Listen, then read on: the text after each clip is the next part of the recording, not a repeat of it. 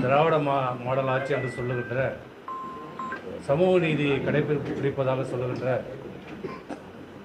ஸ்டாலினுடைய அரசிலே இன்றைக்கு விழுப்புரம் நகரத்திலே மிகப்பெரிய ஒரு குற்றச்சாட்டு இன்றைக்கு பொதுமக்களால் விவசாயிகளால் வைக்கப்பட்டுள்ளது. பொங்கல் தொகுப்பு என்ற பெயரில் கரும்பு கொள்முதல் செய்யப்படுகிறது. இந்த கரும்பு கொள்முதல் செய்வதிலே இந்த திமுக அரசு விழுப்புரம் நகரம் பிடாகம் ஊராட்சி குயிலாப்பாளையத்திலே கரும்பு விவசாயிகளிடமிருந்து அந்த கரும்புகளை கொள்முதல் செய்கின்ற போது 2 கட்டு கொடுத்தால் போதும் 3 கட்டு கொடுத்தால் போதும் என்று சொல்லப்படுகிறது.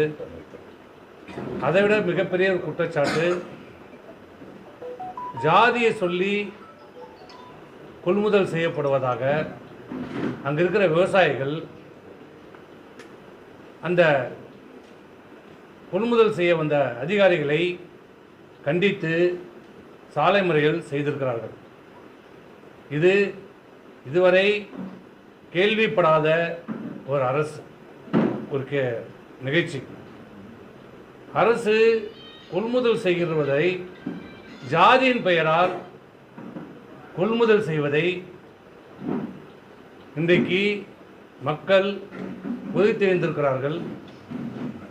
ஏற்கனவே தமிழகத்திலே சட்டம் ஒழுங்கு சீரழிந்திருக்கிறது. தென் மாநிலங்களே மதக்கலவரம் ஜாதி கலவரம் ஏற்பட்டு கொண்டிருக்கிறது. இந்தியாவிலே தமிழகம்தான் ஆணவ கொலை அதிகமாக நடைபெறுகிறது என்று நாங்கள் சொல்லவில்லை. அவர் கூட்டணியிலே அங்கம் வகித்துக் கொண்டிருக்கின்ற கம்யூனிஸ்ட் கட்சி உடைய செயலாளர் சொல்லியிருக்கிறார். இப்படிப்பட்ட நிலையிலே இன்றைக்கு அரசு கொள்முதல் செய்கின்ற அந்த விவசாயிகளிடமிருந்து கொள்முதல் செய்கின்ற கரும்பை முழுமையாக கொள்முதல் செய்யாமல் ஏக்கருக்கு 2 கட்டு 3 கட்டு என்று கொள்முதல் செய்வதுடன் மட்டுமில்லாமல் ஜாதியை சொல்லி குறிப்பிட்ட ஜாதியின் பெயரிலே கொள்முதல் செய்வதை நாங்கள் வன்மையாக கண்டிக்கிறோம். இந்த அரசு திட்டமிட்டு வன்முறையை தூண்டுகிறது என்ற சந்தேகம் எழுந்து கொண்டிருக்கிறது. அது மட்டும் இல்லாமல் இன்றைக்கு இங்கே எப்படி தமிழகத்திலே அரசு செயல்படாமல் முடங்கி இருக்கிறதோ, விழுப்புரம் மாவட்டத்திலையும் இன்றைக்கு மாவட்ட நிர்வாகம் முற்றிலுமாக செயலிழந்திருக்கிறது. 2 நாட்களுக்கு முன்பாக எப்படி தந்தையைப் போல தனையன் மகனும் அவருக்கு எப்படி நிர்வாகம் என்ன நடக்குது என்பது தெரியலையோ, அதே போன்று இன்றைக்கு துணை முதல்வர் பொறுப்பை ஏற்றுக்கொண்டிருக்கின்ற இன்றைக்கு உதயநிதி ஸ்டாலின் தன்னுடைய துறையில் என்ன நடக்குது என்று தெரிகிறதா தெரியலையா என்று தெரியவில்லை. மராத்தான் போட்டி நடத்துவதாக சொல்லி விடிய காலை 3 மணிக்கு எல்லாம் அந்த இளைஞர்களையும் சிறுவர்களையும் சிறுமிகளையும் வரவழைத்துவிட்டு குடிப்பதற்கு தண்ணி இல்லை. கடும் குளிர், மார்கழி குளிர் கடுமையாக இருக்கிறது. இந்த குளிரிலே குடிப்பதற்கு கூட தண்ணி இல்லாமல் கிட்டத்தட்ட ஒரு 50 மாணவ மாணவிகளுக்கு மேல் மயக்கமடைந்து இருக்கிறார்கள். ஒரு முன்னேற்பாடு இல்லாமல், எந்த திட்டம் இல்லாமல் இன்றைக்கு இந்த விளையாட்டுத்துறை துணை முதலமைச்சர் கீழே செயல்பட்டு கொண்டிருக்கிற, சிறப்பாக வேகமாக துடிப்பாக செயல்பட்டு கொண்டிருக்கிற உதயநிதி ஸ்டாலினுடைய துறையிலே இன்றைக்கு மாணவ மாணவிகள் இன்றைக்கு அல்லாடுகின்றார்கள். இன்னொரு மாவட்டத்திலே நீங்கள் எல்லாம் பார்த்துருப்பீங்க, உங்கள் ஊடகத்தில் தான் பார்த்தா நீங்கள் தான் போட்டீங்க, நீங்கள் தொலைக்காட்சியிலும் ஊடகத்தில் நீங்கள் தான் காட்டியிருக்கிறீங்க. மாணவ மாணவிகளுக்கு விளையாட்டு போட்டியிலே கலந்து கொள்ள அந்த மாணவிகளுக்கு கொடுக்கப்பட்ட சாப்பாடு, காலையில் வந்த சாப்பாட்டை 2 மணிக்கு கொடுக்குறார்கள். ஊசி போய் அழுகி போய் அந்த சாப்பாடை எல்லாம் தூக்கி எறிகிறார்கள். உடை மாற்றுவதற்கு இடமில்லை, பெண் பிள்ளைகள் உடை மாற்றுவதற்கு இடமில்லை. இப்படி திட்டமிடாத ஒரு துறை அமைச்சர் கவனம் செலுத்தினால்தான் அந்த செயல்படும். இப்படி இந்த அரசு இந்த செயல்பட்டு, இதுதான் திராவிட மாடல் அரசா? ஜாதியின் பெயரில் மதத்தின் பெயரில் கொள்முதல் பெயர்கள் தான் திராவிட மாடல் அரசா? இதுதான் சமூக நீதியா? அது மட்டும் இல்லாமல் இன்றைக்கு மிக முக்கியமான ஒன்று, என்றைக்கெல்லாம் திமுக ஆட்சி பொறுப்பில் இருக்கிறதோ, அது கருணாநிதியாக இருந்தாலும் சரி, இன்றைக்கு ஸ்டாலினாக இருந்தாலும் சரி, ஆட்சி பொறுப்புகளோ அன்றைக்கெல்லாம் தமிழகத்தினுடைய மாநில உரிமைகள் விட்டு கொடுக்கப்படுகிறது, இல்லை பறிக்கப்படுகிறது. இது ஏதோ அரசியலுக்காக சொல்லுகின்ற குற்றச்சாட்டு இல்லை. இன்றைக்கு மத்தியில் ஆளுகின்ற பாரதிய ஜனதா அரசு யுஜிசி என்கின்ற பல்கலைக்கழக மானிய குழு இன்றைக்கு ஒரு விரைவு மாதிரி சட்டத்தை இன்றைக்கு டிராஃப்ட் வெளியிட்டிருக்கிறாங்க. யுஜிசியினுடைய டிராஃப்ட் வெளியிட்டிருக்காங்க, செயல் திட்டத்தை வெளியிட்டிருக்காங்க. அதில் மாநிலத்தினுடைய உரிமை முற்றிலுமாக பறிக்கப்பட்டிருக்கிறது. உயர்கல்வியிலே தமிழகத்தினுடைய உரிமை முற்றிலுமாக பறிக்கப்படுகிறது. பல்கலைக்கழகத்திலே வேந்தர்களை துணைவேந்தர்களை நியமிக்கின்ற குழுவிலே ஏற்கனவே மாநில அரசின் சார்பாக ஒருவர் நியமிக்கப்படுவார். பல்கலைக்கழகத்தில் இருக்கிற செனட்டிலிருந்து ஒருவர் நியமிக்கப்படுவார், சிண்டிகேட்டிலிருந்து ஒருவர் நியமிக்கப்படுவார். இந்த மூவரில் இருந்து ஊரிலிருந்து தான் வேந்தர் ஒருவரை துணைவேந்தராக நியமனம் செய்ய வேண்டும் என்பது இன்று வரை இருக்கிற கடைபிடிக்கப்படுகிற விதிமுறை, மாநிலத்துக்கு இருக்கிற முழுமையான அதிகாரம். ஆனால் இன்றைக்கு யுஜிசி வெளியிட்டிருக்கிற அந்த விரைவில் செயல் திட்டத்தில் மாநிலத்திற்கு கொடுக்கப்பட்ட அதிகாரம், மாநில அரசால் நியமிக்கப்படுகிற உறுப்பினர் நீ மாநில அரசு நியமிக்க முடியாது, அதிகாரம் இல்லை. பின்ன யாருக்கு அதிகாரம்? முழுக்க முழுக்க இந்த அதிகாரத்தை எடுத்து ஆளுநராக துணைவேந்தராக இருக்கிற ஆளுநருக்கு வழங்கப்பட்டிருக்கிறது. ஆளுநர் நியமிக்கலாம், சிண்டிகேட்டில் ஒருவர் நியமிக்கலாம், யுஜிசி ஒருவர் நியமிக்கலாம், அந்த மூவரிலிருந்து ஆளுநர் ஒருவர் நியமிப்பார். ஆக இங்கே இடம் கொடுப்பது மாநில அரசு, பல்கலைக்கழகத்தை உருவாக்குவது மாநில அரசு, அவளுக்கு வேண்டிய அனைத்து வசதிகளும் செய்து கொடுப்பது மாநில அரசு, கட்டடங்களை கட்டி கொடுப்பது மாநில அரசு, சம்பளங்களுக்கு சம்பளம் கொடுப்பது மாநில அரசு. ஆனால் மாநில அரசுக்கு எந்த அதிகாரமும் இல்லை. என் வீட்டிலே எனக்கே அதிகாரம் இல்லை. இல்லை. இப்படி இன்றைக்கு மத்திய அரசாங்கம் ஒரு மோசமான இன்றைக்கு ஒரு திட்டத்தை அறிமுகப்படுத்துகிறது. ஒரு நாடு ஒரு தேர்தல் என்ற மாதிரி எல்லாம் இன்றைக்கு மத்திய அரசாங்கத்தில் இந்த அதிகாரத்தை குவிக்க பார்க்கிறது. அதிலே இன்னும் மோசமான இன்னும் ஆபத்தான கருத்துக்கள் சொல்லப்பட்டிருக்கிறது. என்னது? இதுவரை டீச்சிங், அதாவது விரைவாளர், அந்த ஆசிரியர் பணியை செய்திருந்தவர்கள் தான் துணைவேந்தர்களாக நியமிக்கப்படுவார்கள். ஆனால் இப்போது சொல்லிருக்கிற இந்த விதியிலே ஆசிரியர் அல்லாதவர்களும் துணைவேந்தர் பொறுப்புக்கு நியமனம் செய்யப்படலாம். யார் அவர்கள்? இதுவரை பேராசிரியர் இருந்தவர்கள், இணை பேராசிரியர்கள், அது தொடர்பில் தான் துணைவேந்தர்களாக நியமிக்கப்பட்டு வந்தது. இப்போது என்ன சொல்லப்படுகிறது? புதிதாக ஒரு விதியில் தொழில்துறையிலே அனுபவம் உள்ளவர்கள், வியாபாரம் செய்கிறவன், தொழில் நடத்துகிறவன், இண்டஸ்ட்ரியலிஸ்ட், கேட்டால் இண்டஸ்ட்ரியலிஸ்ட் சொல்கிறது. அது என்னடா இண்டஸ்ட்ரியலிஸ்ட் போனோன்னா சாராய ஃபேக்டரி நடத்திருப்பார், பிராந்தி கடை நடத்திருப்பார், அவர் தான் இண்டஸ்ட்ரியலிஸ்ட். அவங்களாம் இண்டஸ்ட்ரியலிஸ்ட். தொழில் முனைவர், தொழில் துறையில் அனுபவம் உள்ளவர் துணைவேந்தராக வரலாம். மேலாண்மை துறையில் எங்கே மேனேஜ்மெண்ட்டில், எங்கே பேங்க்கில் அப்படி இருந்தவர் மேலாண்மை துறையில் துணைவேந்தராக வரலாம். 10% இடம் தனியாருக்கு ஒடுக்கப்படுகிறது. இன்னொரு 10% இடம் அவுட் சோர்சிங். மொத்தம் இருக்கிற பணியிடங்களிலே 10% இடங்களை அவுட் சோர்சிங் மூலமாக நிரப்பப்படலாம். வேலைவாய்ப்பு மூலமாக, நேர்முக தேர்வு மூலமாக தேர்ந்தெடுக்கப்பட மாட்டார்கள். Out sourcing. அவுட் சோர்சிங்னா என்ன? அதில் இருக்கிற ஆபத்து என்ன?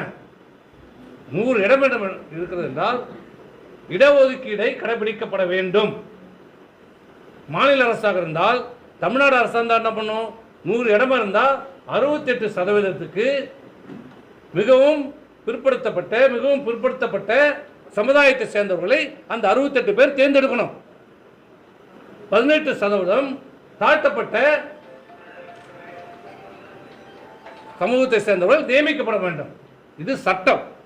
அதே மத்திய அரசாங்கம் இருந்தால், மத்திய பல்கலைக்கழகமாக இருந்தால் 27% மோஸ்ட் பேக்வர்ட், ஓபிசி, மத்திய அரசாங்க பட்டியல் ஓபிசி அவர்களுக்கு ஒதுக்கப்பட வேண்டும். ஆனால் இந்த 10% கொடுக்கும்போது எந்த இடஒதுக்கீடும் கடைபிடிக்கப்பட மாட்டாது. இது மறைமுகமாக இடஒதுக்கீடுக்கு எதிரான ஒரு தாக்குதல்.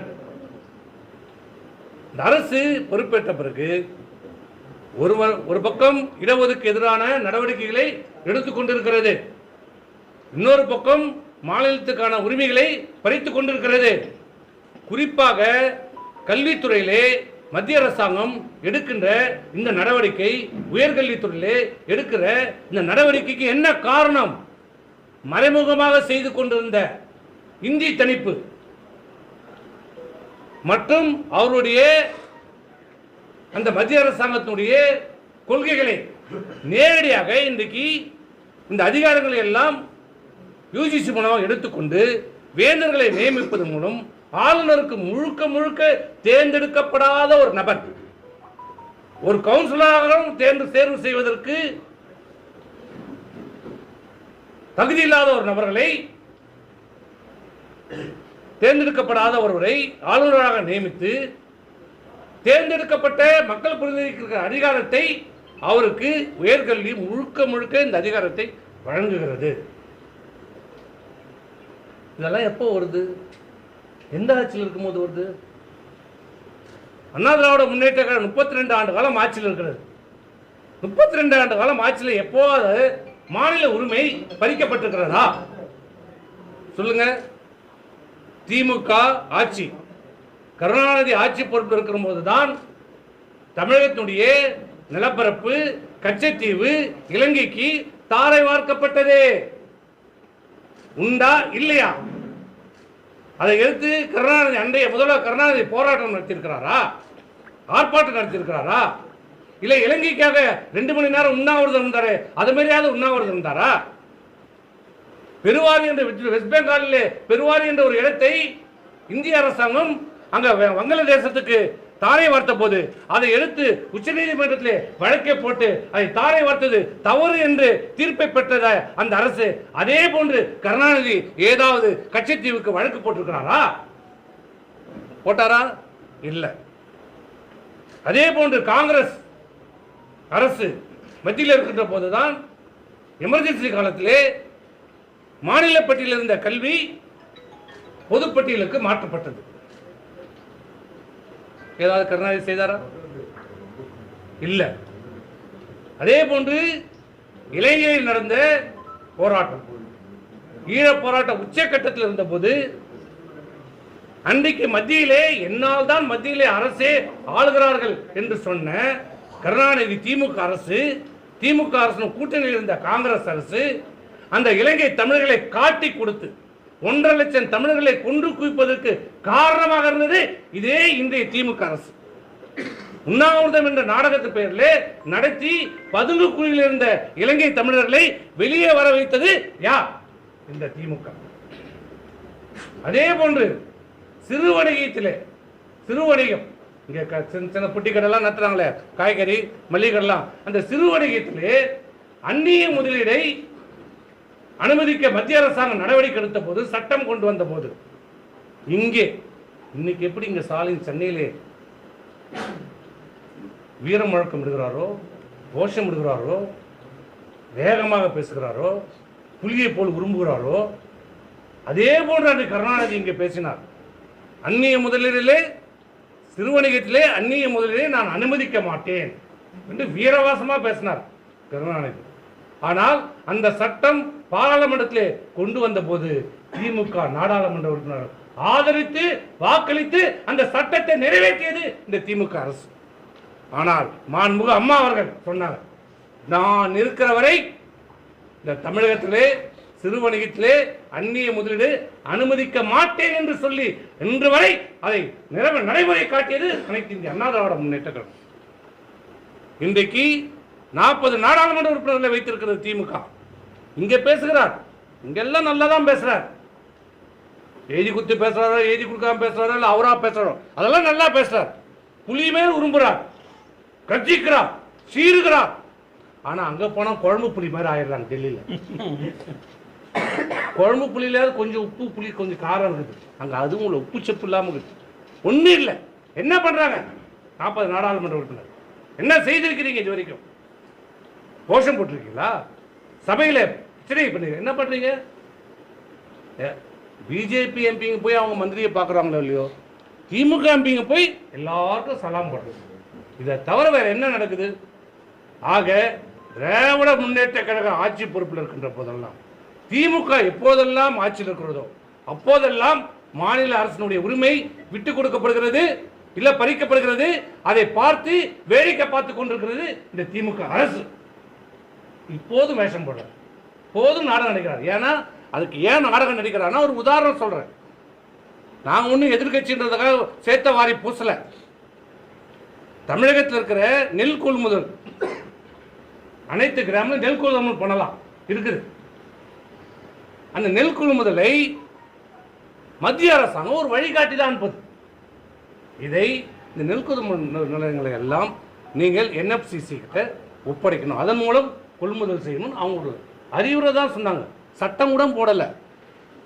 சட்டம் ஜியோ போடுறதுக்கு முன்னாடி இந்த அரசு, தமிழ்நாடு அரசு, ஸ்டாலின் அரசு இன்றைக்கு மத்திய அரசாங்கம் உரிமைகளை பறிக்கிறது என்று கூச்சிருக்கிற இந்த முதலமைச்சர் அந்த உணவுத்துறையின் மூலமாக இன்றைக்கு என்ன செய்திருக்கிறார்?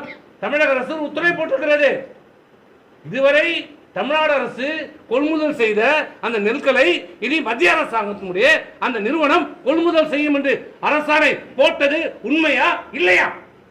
தமிழ்நாடு அரசு உரிமையை விட்டு கொடுத்தீங்களா இல்லையா? எதுக்கு வாய்க்கைய பேசுற? இந்த அரசு இப்படி இந்த தமிழ்நாட்டினுடைய உரிமையை, மாநிலத்தினுடைய உரிமையை விட்டுக் கொடுக்கிறது. ஆக இந்த யுஜிசியினுடைய சட்ட திருத்தம்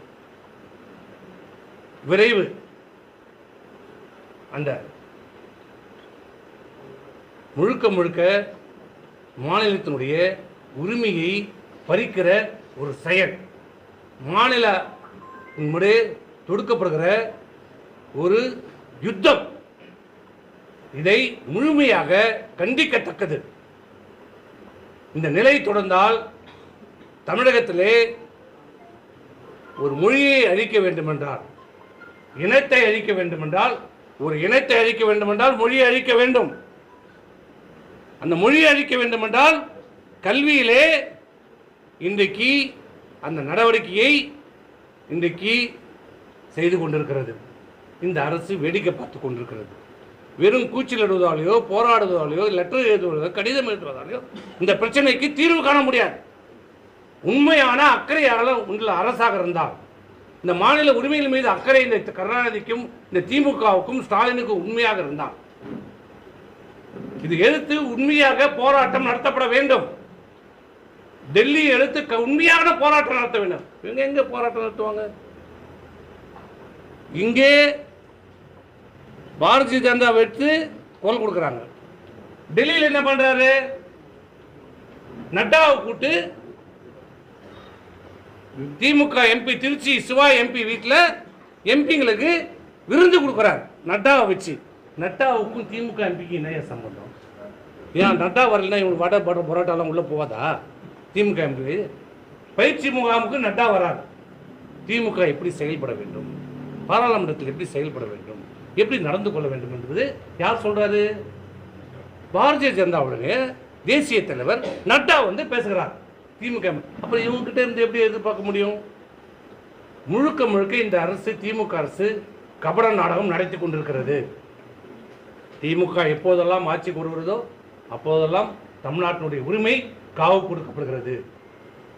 இது மிக ஆபத்தானது. இது தடுத்து நிறுத்தப்பட வேண்டும். அதே போன்று இன்றைக்கு தேர்தல் ஆணையம் விரைவு வாக்காளர் பட்டியலை இன்றைக்கு வெளியிட்டிருக்கிறார்கள். நாங்கள் ஏற்கனவே பலமுறை சொல்லியிருக்கிறோம், போலி வாக்காளர்கள் நீக்கப்பட வேண்டும், இரட்டை வாக்காளர்கள் நீக்கப்பட வேண்டும், இறந்த வாக்காளர்கள் நீக்கப்பட வேண்டும், குடியிருப்பே இல்லாத பகுதியில் இருக்கிற பொய்யான வாக்காளர்கள் சேர்க்கப்பட்டிருக்கிறது, நீக்கப்படணும்னு சொன்னோம். ஆனால் இது எதையுமே இந்த தேர்தல் ஆணையம் செய்யவில்லை. எதற்காக இந்த தேர்தல் ஆணையம் ஆண்டுக்கு 2 முறை இந்த வாக்காளர்களை சேர்க்கின்ற பணியை செய்கிறது. வாக்காளர்களை மட்டும் சேர்க்கிறார்கள். ஆனால் இரட்டை வாக்காளர்களை நீக்குவதில்லை, இறந்த வாக்காளர்களை நீக்குவதில்லை. குறிப்பாக நாங்கள் பலமுறை சொல்கிறோம், இதே விழுப்புரம் நகரத்தில் இதை பார்த்துங்க. உங்களுக்கு எல்லாம் விழுப்புரத்தில் தான் இருக்கிறீங்க. இந்த 6வது வார்டு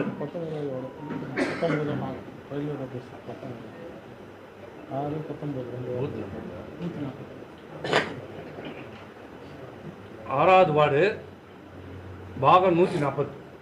இதில் 487 ஓட்டு இருக்குது 140 பாகத்தில். ஆனால் அங்கே இருக்கிறது உண்மையான குடியிருப்பு இருந்து இருக்கிற வாக்காளர்கள் 24 தான். மீதி 463 வாக்காளர்கள் அந்த பாகத்தில் இல்லை. மொத்தம் 487 வாக்காளர்கள் 24 வாக்காளர்கள் தான் இருக்கிறார்கள். நல்லா கேட்டுக்குங்க, தேர்தல் ஆணையம் இருப்பது 487 வாக்காளர்கள். நீங்கள் கொடுத்துக்கிற பட்டியலில் அங்கு இருப்பது 24 வாக்காளர்கள் தான். மீதி 463 வாக்காளர்கள் அந்த பாகத்தில் இல்லை மட்டும் இல்லை, குடியிருப்பே இல்லை. இப்போ 4ஆம் நம்பர் டோருன்றீங்க, முனுசாமி ராமசாமின்றீங்க. 4ஆம் நம்பர் டோரே இல்லை, வீடே இல்லை. எப்போ ஒரு காலத்தில் வீடு இருந்தது, ஏதோ ஒரு காலத்தில் நான் 10 வருஷம் முன்னாடி 20 வருஷம் முன்னாடி இருந்தது. அப்போ அந்த டோர் நம்பர் அது இன்று வரை தொடர்கிறது. பல முறை சொல்லிட்டோம், நாடாளுமன்ற தேர்தல் அப்படின்னு சொன்னோம், போன தேர்தல் அப்படின்னு சொன்னோம். இதை நீக்குவதற்கு இந்த தேர்தல் ஆணையம் நடவடிக்கை எடுக்கவில்லை. கொடுத்தால் எந்த நடவடிக்கை இல்லை. கொடுத்தா நீக்குவதற்கு மனு கொடுத்தால் அதை பெறுவதற்கு தேர்தல் ஆணையம் மறுக்கிறது, ஏற்கவில்லை. நேரடியாக இந்த மாவட்ட தேர்தல் அதிகாரியை குற்றம் சாட்டுகிறோம். களத்தில் இருக்கிற அந்த BLO அந்த அதிகாரிகள் இறந்தவர்களும் இந்த வார்டில் இல்லாத வாக்காளர்களை நீக்குவதற்கு படிவத்தை கொடுத்தால் அதை ஏற்க மறுத்திருக்கிறது, ஏற்கவில்லை. அப்படியே ஏற்றுக்கொண்டாலும் தகராறு பற்றி ஏற்றுக்கொள்ள வேண்டும் என்று சொன்ன பிறகும் அதை பெற்றுக்கொண்டு அதற்கு ரசீது கொடுக்கவில்லை. ஒரு வாக்காளர் கூட நீக்கல. அப்ப என்ன வாக்காளர் பட்டியல் நீங்க தயாரிக்கிறீங்க? பித்தலாட்ட வாக்காளர் பட்டியல். யார் வந்து ஓட்டு போடுறது? அவர் எந்த பகுதியில் இருக்கிறோ அந்த பகுதியில் அவர் வாக்காளர் சேருங்க. இது ஒண்ணு. இறந்த வாக்காளர்கள் நீக்க சொல்றோம். இன்னைக்கு சொல்ற இந்திய தேர்தலில் 100 கோடி பேர் நாங்கள் நிறைகளை அடைய போறோம். அதில் 20 கோடி பேர் செத்துருப்போம். இது 20 கோடி பேர் செத்துப்போம். நான் 2 சாம்பிளுக்கு சொல்றேன். எத்தனை பேர்னு? வார்டு 6 140. இது 160 பாகம் 4வது வார்டு. அதில் 33 பேர் இறந்துருக்காங்க. 33 பேர் பேரோட சொல்கிறோம். 33 பேர் இறந்துருக்கிறாங்க. நீக்கலை. இப்போ நேற்று வெளியிட்ட பட்டியலில் அந்த 33 பேர் இருக்குது. அப்படி நீக்கலை, கொடுத்து நீக்கலை. அதே காக்குப்பத்தில் மொத்தம் 3 பூத்து 160, 161, 162. முதல் பூத்தில் 33 பேர் இறந்தோம், நீக்கலை. 61ல் 38 பேர் இறந்துருக்கிறாங்க, நீக்கலை. இது ஏதோ 6 மாதத்தில் இறந்துட்டேன்னு சொல்லாதீங்க. இருக்குது, தொடர்ச்சியாக இருக்குது. நாமும் தொடர்ச்சியாக கொடுக்குறோம். ஆனால் நீக்க நடவடிக்கை தேர்தல் ஆணையம் எடுக்கவில்லை. அதே 162ல் 17 பேர் இறந்துருக்கிறாங்க, நடவடிக்கை எடுக்கல. இப்படி தேர்தல் ஆணையம் அந்த இறந்த வாக்காளர்களை நீக்குவதற்கு மறுக்கிறது. ஏன், என்ன காரணம்? ஏன் அதுக்கு விளக்கம் தர மாட்டீங்க? கேட்டால் நீ டெத் சர்டிஃபிகேட் கொடு. நான் எப்படி போய் டெத் சர்டிஃபிகேட் கொடுக்க முடியும்? அதிசயமாக இருக்குது. தேர்தல் ஆணையம் இந்திய அரசாங்கம் அரசியல் அமைப்பின் முறை அமைக்கப்பட்ட ஒரு சுதந்திரமான ஒரு அமைப்பு. எந்த நிறுவனத்திடமிருந்தோ எந்த அரசு அலுவலகத்திடமிருந்தோ அனைத்து ஆவணங்களையும் அனைத்து இதையும் கேட்கிற உரிமை அதற்கு உண்டு, அதிகாரம் இருக்குது. பிரைம் மினிஸ்டர் ஆஃபீஸ்லேருந்தே கேட்கலாம். எல்லா அதிகாரமும் தேர்தல் ஆணையத்துக்கு இருக்கிறது. அப்படி இருக்கும்போது இறந்தவர்களா? இப்போ 160வது வார்டா, அந்த 60வது வார்டில் கேளு, தேர்தல் ஆணையம் கேளுங்க. நகராட்சியில் இறந்தவர் பிறப்பு இறப்பு பட்டியல் வச்சிருக்கிறாங்க. இந்த வருஷத்தில் எத்தனை பேர் பிறந்தாங்க, எத்தனை பேர் இருந்தாங்க, பட்டியல் இருக்குது. அதை வாங்குங்க. நீ வாங்கி அந்த பட்டியலை வாங்கி நீக்கிடுங்க. இல்லை நான் சாவணும் செத்தவன் வந்து எழுந்து வந்து சொல்லட்டும். விழுப்புரம் நகரத்தில் இந்த ஆண்டில் 1000 பேர் இறந்துருக்காங்க, பதிஞ்சிருக்காங்க. அந்த 1000 பேர் நீக்குங்க. இதில் என்ன கஷ்டம் தேர்தல் ஆணையத்திற்கு? என்ன கஷ்டம்? தேர்தல் ஆணையம் எல்லா அதிகாரமும் இருக்குது. கேட்ட அடுத்த நிமிஷம் கேட்ட 6 மணிக்கு கேட்டால் 6:05க்கெல்லாம் டாக்குமெண்ட் வந்து ரிஜிஸ்டர் வந்துடும் தேர்தல் ஆணையத்துக்கு. அதை வைத்து நீங்கள் நீக்குங்க. அதை விட்டுட்டு கட்சிக்காரர் நீ கொடு, டெத் சர்டிஃபிகேட் கொடுங்க. நான் இன்னொருத்தர் செட்டு அவங்க அப்பா செத்துக்கு நான் எப்படி சர்டிஃபிகேட் கொடுக்க முடியும்? நான் அவங்க அப்பாவுக்கு நான் புள்ளியா போட்டேன், நான் எப்படி கொடுக்க முடியும்? இல்லை கேட்டால் தான் கொடுத்துருவாங்களா? இப்படி திருத்தப்படாத முறையாக முழுமையாக திருத்தப்படாத அந்த வாக்காளர் பட்டியல்கள் முழுமையாக தேர்தல் ஆணையம் திருத்தப்பட வேண்டும். இரட்டை வாக்குகளை நீக்கப்பட வேண்டும். போலி வாக்காளர்கள் நீக்கப்பட வேண்டும். இறந்த வாக்காளர்களை நீக்கப்பட வேண்டும். நீக்கி உண்மையான வாக்காளர் பட்டியல், அதிலும் குறிப்பாக குடியிருப்பே இல்லாத இருக்கிற அதிலே குடியிருப்பதாக சொல்லி சேர்க்கப்பட்டிருக்கிற வாக்காளர்களை நீப்பதற்கு இந்த மாவட்ட நிர்வாகம் தேர்தல் அலுவலகம் நடவடிக்கை எடுக்க வேண்டும் என்று கேட்டுக்கிறேன். சொன்னீங்களே சார், அதுதான் நாங்களும் அதிகாரிட்ட கேட்டோம் அந்த பிரச்சனை பிறகு. இதை சொல்றேன். இல்லை அவங்க என்ன சொன்னாங்கன்னா, அதாவது எஸ்டிக்கு வந்து அதிக இடஒதுக்கீடு கொடுக்கணுன்றது ஜியோவில் இருக்குங்களா. எஸ்டி இருக்காங்கல்ல, அவங்களுக்கு வந்து கூடுதலாக கரும்பு வந்து கொள்முதல் பண்ணணும். அதனால தான் கேட்டோம். நாங்கள் ஏஆர்ஐ ஃபோன் பண்ணி கேட்டோம். அவங்களுக்கு பொதுமக்கள் கரும்பு கொள்முதல் செய்வதில் அரசு அதிகாரிகள் ஜாதி வித்தியாசம் பார்க்கிறார்கள், ஜாதியை கேட்கிறார்கள் என்று சொல்லி, இது நாங்கள் சொல்லலை, உங்களுடைய ஊடகத்து வாயிலாக தான் நான் பார்த்தேன். எனக்கு தெரியாது, உங்கள் ஊடகத்தில் வந்த செய்தி, நான் சென்னையில் இருந்தேன், உங்கள் ஊடகத்தில் வந்தது வந்து அப்புறம் இங்கே கேட்டேன் என்ன பிரச்சனை, இதுமாரிலாம் அப்படி செய்ய இதுமாதிரி நடக்கிறதுக்கு வாய்ப்பே இல்லை, இது என்ன புதுசாக இருக்குது இன்னும் கேட்டபோது, இல்லை 2 கட்டு தான் கொடுக்கணும், 3 கட்டு தான் வாங்குவேன், ஜாதியை சொல்கிறாங்க. வந்து பொதுமக்கள் மறியல் செய்கிறாங்க. நீங்கள் தான் அது ஊடகத்தில் காட்டுறீங்க. அப்படியே இருந்தாலும் அரசாணையில் இருந்தாலும் அதை பொதுமக்களிடத்தில் போய் நீ சொல்ல வேண்டிய அவசியம் இல்லை. சொல்ல வேண்டிய அவசியம் இல்லை. உனக்கு என்ன தேவையோ அதை கொள்முதல் பண்ணு. ஏன் ஜாதியை பேசுற? எதுக்கு அந்த இடத்துல போய் ஜாதியை சொல்றாரு? அதிகாரி யார் சொல்லணும்? எதுக்கு சொல்லணும்? தப்பு இல்லை. மேலே சரிந்தா கீழே சரியா இருக்கும். மேலேயும் ஒன்றும் இல்லை, கீழேயும் ஒன்றும் இல்லை. அதுக்கு என்ன பண்றது? துணைவேந்தர் நியமனம் இப்போ எப்படிலேருந்து சார் நடைமுறைப்படுத்த போறாங்க? பல்கலைக்கழகம் மானியக்குழு இப்போதான் அந்த விரைவு பட்டியலில் விட்டுருக்காங்க. ஒரு மாத காலம் அதுக்கு ஆட்சேபனை கேட்டிருக்கிறாங்க. இது மாதிரி தான் சட்டமாக வரணும். எதுக்கு? நான் தான் சொல்றேன், இது முழுக்க மாநில அரசாங்கத்துடைய உரிமையை அப்பட்டமாக பறிக்கிற ஒரு உரிமை. இதை நாங்கள் கண்டிக்கிறோம். இது தலைமை முடிவு. யார் அந்த சாரு தான் நாங்களும் தான் கேட்கிறோம். ஏன் இந்த திமுக கோவம் வருது? ஏன் பயப்படுறீங்க? நாங்க என்ன திமுக சொன்னோம்? ஆதாரம் நீ தான் காவல்துறை தான் கண்டுபிடிக்கணும். நான் கண்டுபிடிக்க தான் கேட்கிறோம். நான் சொல்லுவது, பாதிக்கப்பட்ட மாணவி தன்னுடைய புகார் மனுவில் என்ன சொல்றாங்க, இன்னார் வந்து என்ன பாலியல் வன்கொடுமை செய்தார். அப்போது அவர் தொலைபேசியில் ஒருவருடன் பேசிக் கொண்டிருந்தார். அந்த சார் என்று பேசினார். அந்த சாருக்கு நீ அனுசரித்து போக வேண்டும் என்று சொன்னார் என்று நாம சொல்லல, நீங்க சொல்லல, யாரும் சொல்லல. பாதிக்கப்பட்ட மாணவி சொல்லியிருக்கிறார். நீ அந்த சம்பவத்தில் நேரடியாக ஈடுபட்ட ஞானசேகரன் கைது செய்யப்பட்டிருக்கிறார். அப்ப அவர் அந்த சம்பவம் நடைபெறும் போது அவர் தொடர்பு கொண்டு பேசிய அந்த சார் யார், அந்த சாரோட நீங்க அனுசரித்து போகணும்னு சொன்ன அந்த சார் யார் என்பதுதான் நாங்கள் கேட்கிற கேள்வி. அதை கண்டுபிடிக்க வேண்டிய கடமை யாரு? காவல்துறை. அதை சொன்ன திமுக ஏன் பயம் வருது? எங்க அப்பா புத்தூர்ல நீ ஏன் மாட்டிக்கிற? நான் உன்னையா சொன்னோம். ஆனா இப்பதான் எங்களுக்கு பயம் வருது. சாருனாலே என் வீட்டுல வந்து போலீஸ் நிற்கும். காலையில் ஒன்றும் இல்லை, ஸ்டிக்கர் தான் ஓட்ட போறோம், அதுக்கு 50 போலீஸ் வந்து நிற்கும். ஏன் பயப்படுற? ஏன் அச்சப்படுற? நான் கண்டுபிடிக்க தான், அந்த குற்றவாளி யாருன்னு தானே கண்டுபிடிச்சு இந்த மக்களுக்கு சொல்லுங்க. இந்த சார் யார் என்பதை அப்ப எங்களுக்கு என்ன போலுக்குது? திமுக பதட்டப்படுவது, அச்சப்படுவதை பார்த்தா, கருப்பை பார்த்தா பயப்படுது.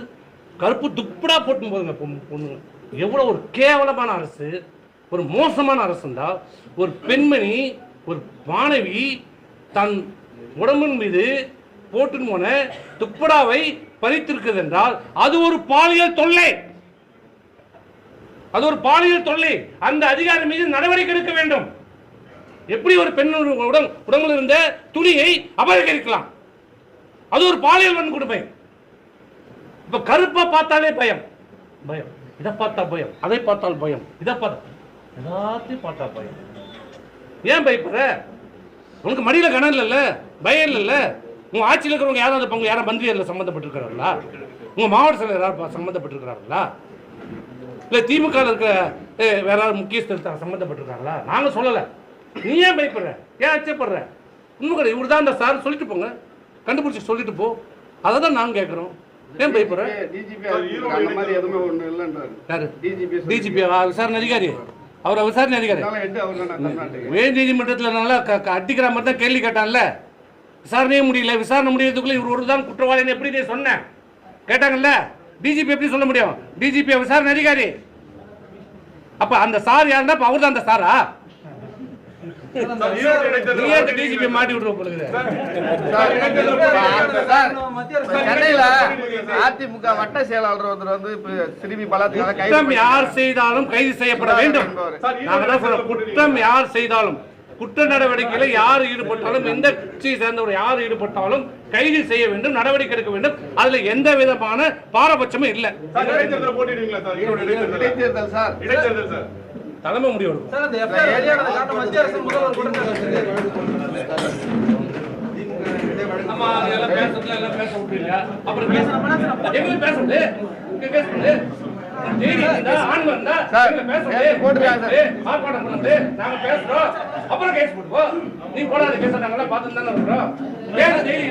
நம்ம